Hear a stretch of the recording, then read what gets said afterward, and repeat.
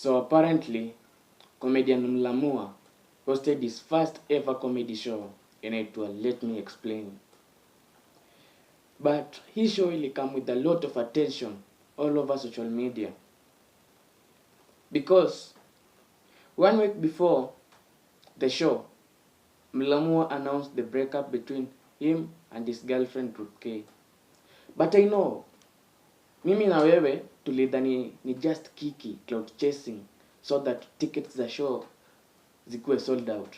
But immediately after the show imeisha, Mlamua posted his new girlfriend, but without revealing her face. So, remember, I previously told you that show will come with a lot of attention. So, immediately after hii show imeisha, Mlamua alika wazi that alikosa support from his fellow comedians. Now, by the way, there was no even a single comedian mwenye ako on same level with Mlamua attended the show. So after hii news imetrend, some wasanii wengi wakakuja kujitetea. Kati ya wasanii, one of them was Obina. Obina alitry kujitetea like this. Personally, I don't have any beef with Mlamua. Oh yeah. Even though I realized, was it that day of the event? You realize I'm in a block. Yeah. Okay. Because tulikuwa tao, so nikapewa Mlamua stand up again leo nikasema, oh leo. So hebu niangalia 20 ndio ulirealize kama umeblokiwa. Yeah.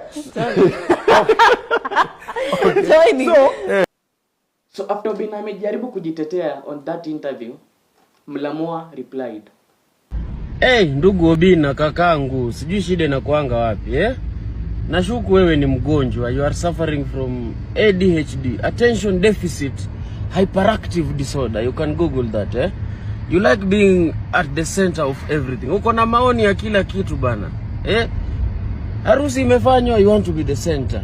Show inawekwa, unataka kukua center of...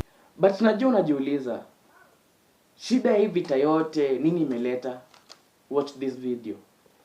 Sasa Mlamua sijuzi aliposti mtoto yake. Kuposti hivi Wakenya si wakareact. Mwingine akasema mtoto wa Mlamua anakaa Papa Sharandra.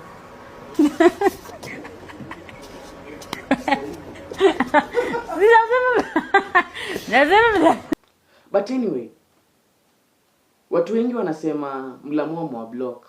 Na pia fununu zinasema that he fight between Mlamua na Obina ni cloud chasing because Obina ako na show inakam June. So watu wanasema it is just cloud chasing ndo tickets ziuzwe. But we shall see. Tutakuwa tu hapa. Tutaona. Tumwekea macho.